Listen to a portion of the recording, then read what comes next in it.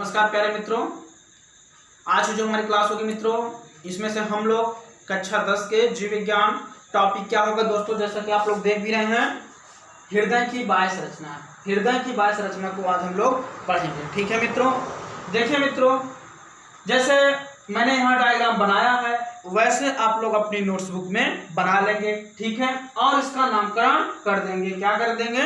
इसका नामकरण कर देंगे। अब देखिए, अगर हम बात करते हैं, ये वाला जो पार्ट्स होता है इसे क्या कहते हैं? दैहिक महाधमनी। क्या कहते हैं दोस्तों? दैहिक महाधमनी। और जैसे उसके थोड़ा सा और नीचे आते हैं तो क्या मिलती है? फुफ्फुस धमनी। क्या मिलती है दोस्तों? फुफ्फुस धमनी। अब अगर थोड़ा सा फुफ्फुस धमनी और हम नीचे आते हैं तो बायां अलिंद मिलता है। क्या मिलता है दोस्तों? बायां अलिंद। और बाएं अलिंद के जैसे ही हम लोग और नीचे आते हैं तो क्या मिलता है? फुफ्फुसी महाधमनी। क्या मिलता है दोस्तों? फुफ्फुसी महाधमनी। और उसके अगर थोड़ा सा और हम नीचे आते हैं तो कौन सी धमनी मिलती है दोस्तों? बाएं कोनरी धमनी मिलती है। अगर एकदम नीचे की ओर आते हैं तो यह क्या होता है? दायां निलय होता है। क्या होता है दोस्तों? दायां निलय। और दायां निलय के थोड़ा सा और नीचे आते हैं तो ये वाला जो पार्ट्स है यह क्या कहलाता है? पश्च महाशिरा। क्या कहलाता है दोस्तों? पश्च महाशिरा कहलाता है। अब देखिए, उसके बाद थोड़ा सा और इधर आते हैं तो क्या मिलता है? दायां निलय। क्या मिलता है दोस्तों? दायां निलय। और दायां निलय से जब हम ऊपर चलते हैं तो हमें क्या मिलती है? दाएं कोनरी धमनी। क्या मिलती है दोस्तों? दाएं कोनरी धमनी। और दाएं कोनरी धमनी के जब और थोड़ा सा हम लोग ऊपर चलते हैं तो क्या मिलता है? दायां अलिंद। ये वाला पार्ट क्या कहलाता है? दायां अलिंद। ठीक दोस्तों, और दाएं अलिंद के ऊपर जब हम लोग चलते हैं तो यह क्या है दोस्तों? अग्र महाशिरा। क्या है दोस्तों? अग्र महाशिरा। अब देखिए, ये तो हो चुका। अगर हम बात करते हैं यानी कि जो आपका हृदय है, देखिए दोस्तों, यह जो हृदय होता है यह एक बंद मुट्ठी के समान होता है। कैसे होता है दोस्तों? बंद मुट्ठी के समान होता है। और जब बंद मुट्ठी के समान होता है दोस्तों तो देखिए, यह एक त्रिकोणीय मांसल जैसा होता है। कैसा होता है? त्रिकोणीय मांसल जैसा होता है। ठीक दोस्तों, और देखिए, जो हृदय में होते हैं कितने बेस में पाए जाते हैं? टोटल कुल कितने? 4। टोटल कुल कितने दोस्तों? 4 बेस में पाए जाते हैं। अब देखिए, 2 अलिंद हो गया और 2 निलय, तो 2 और 2 कितने हो जाएंगे दोस्तों?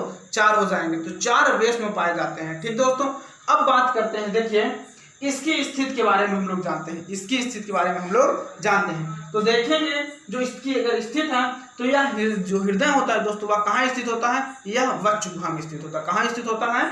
वक्ष गुहा में। जैसा कि मैंने यहाँ लिखा भी है, मानव का हृदय वक्ष गुहा में स्थित होता है और यह एक पतली दोहरी झिल्ली में बंद रहता है। ठीक है दोस्तों, जिसे क्या कहते हैं?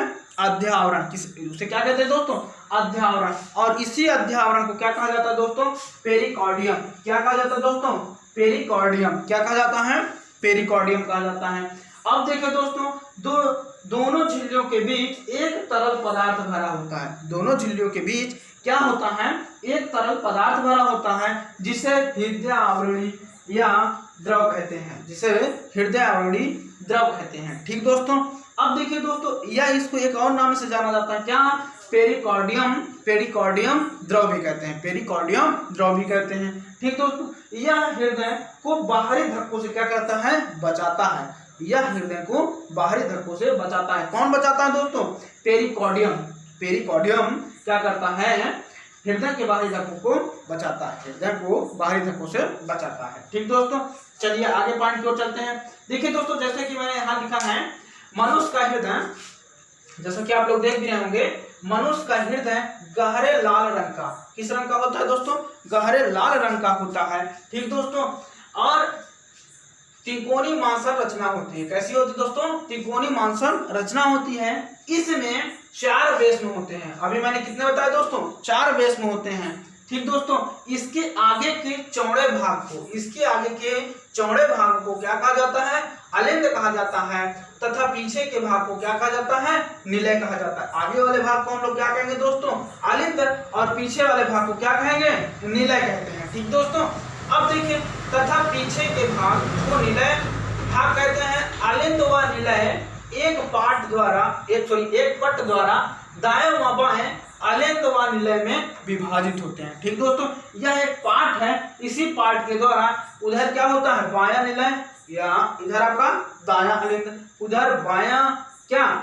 निलय, और इधर आपका दायां निलय हो गया। ठीक दोस्तों, यानी कि उधर आप देखेंगे तो इधर आपका क्या है, बायां अलिंद है और बायां निलय है। इधर आपका दायां अलिंद है और दायां निलय है। ठीक है दोस्तों, इतना तो क्लियर हो चुका होगा।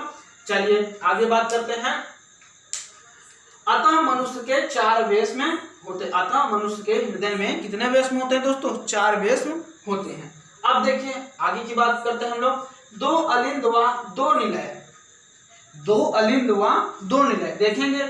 एक अलिंद ये है कौन सा, दायां अलिंद, और एक अलिंद ये है कौन सा, एक अलिंद ये है आपका दायां अलिंद और एक अलिंद आपका इधर क्या है, बायां अलिंद। ठीक दोस्तों, और एक आपका दायां निलय और एक आपका बायां निलय। ठीक है दोस्तों, तो कुल कितने हो गए, 2 अलिंद और 2 निलय। ठीक, अग्र महाशिरा के अगले भाग से तथा एक पश्च महाशिरा शरीर के पिछले भाग से अशुद्ध रुधिर लाकर दाएं अलिंद में खुलती है। कहाँ खुलती है दोस्तों, दाएं अलिंद में खुलती है। उसके बाद देखिए बाएं अलिंद में पल्मोनरी शिराएं खुलती हैं। अगर आपसे कोई पूछेगा पल्मोनरी शिराएं कहाँ खुलती है दोस्तों, तो यह कहाँ खुलती है, बाएं अलिंद में। कहाँ खुलती है दोस्तों, बाएं अलिंद में। ठीक, चलिए आगे चलते हैं। जो फेफड़ों से शुद्ध रुधिर लाती हैं, जो फेफड़े से क्या करती है दोस्तों, शुद्ध रुधिर लाती हैं। जो फेफड़ों से क्या करती हैं दोस्तों, शुद्ध रुधिर लाती हैं।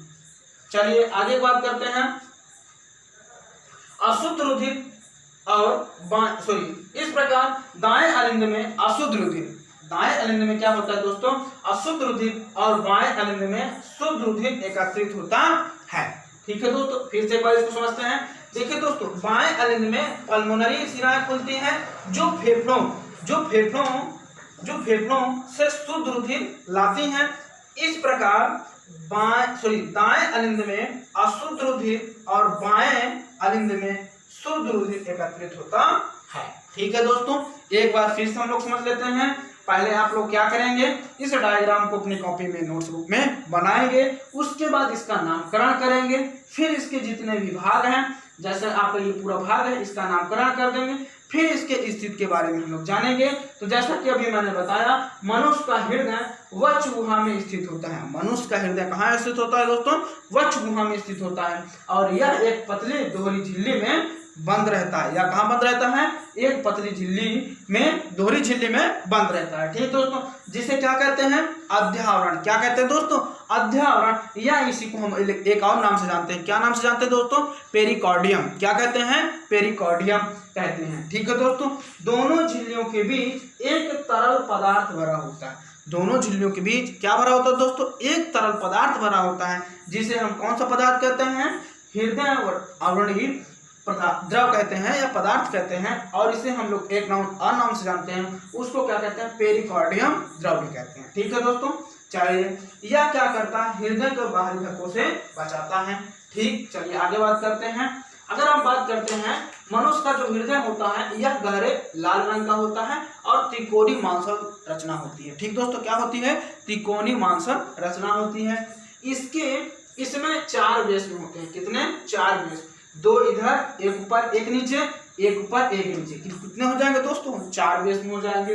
तथा पीछे के भाग के निलय भाग को, यानी दोस्तों यहाँ पे क्या लिखा, इसके आगे के चौड़े भाग को अलिंद, इसके आगे के भाग को, चौड़े भाग को क्या कहते हैं, अलिंद, तथा पीछे के भाग को हम निलय भाग कहते हैं। अलिंद व निलय एक पट द्वारा दाएं व बाएं अलिंद व निलय में विभाजित होता है। ठीक है दोस्तों, किसमें विभाजित होता है, अलिंद व निलय में विभाजित होते हैं।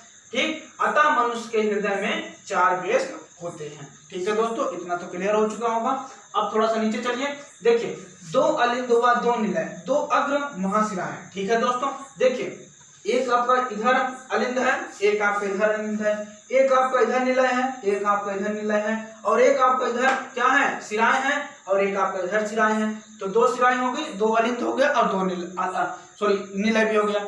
2 अलिंद, 2 निलय और 2 अग्र शिराएं हो गई। ठीक है दोस्तों, शरीर के अगले भाग से तथा एक पश्च महाशिरा शरीर के पिछले भाग से अशुद्ध रुधिर लाकर दाएं अलिंद में खुलती है। अशुद्ध रुधिर लाकर कहाँ खुलती है दोस्तों, दाएं अलिंद में खुलती है। चलिए आगे बात करते हैं। अगला पॉइंट क्या है दोस्तों, दाएं अलिंद में पल्मोनरी शिराएं खुलती हैं जो फेफड़ों से शुद्ध रुधिर लाती हैं। कहाँ से शुद्ध रुधिर लाती हैं दोस्तों, फेफड़ों से शुद्ध रुधिर लाती हैं और इस प्रकार दाएं अलिंद में अशुद्ध रुधिर और बाएं अलिंद में शुद्ध रुधिर एकत्रित होता है। ठीक है दोस्तों, तो ये हमारा जो आज का टॉपिक था हृदय की संरचना। ठीक है दोस्तों, पहले आप लोग डायग्राम को बनाएंगे, उसके बाद इस पाठ को आप लोग लिख भी सकते हैं, आप लोग स्क्रीनशॉट भी ले सकते हैं दोस्तों। हाँ ठीक है दोस्तों, तो देखिए दोस्तों आज के लिए इतना ही फिलहाल। तो दोस्तों अगर अभी तक आपने हमारे चैनल को सब्सक्राइब नहीं किया है तो चैनल को जरूर सब्सक्राइब कर लें और बेल आइकन को जरूर प्रेस कर दें, जिससे कि आपको सभी प्रकार की नोटिफिकेशन प्राप्त हो सके। ठीक है दोस्तों, आज के लिए इतना ही, धन्यवाद।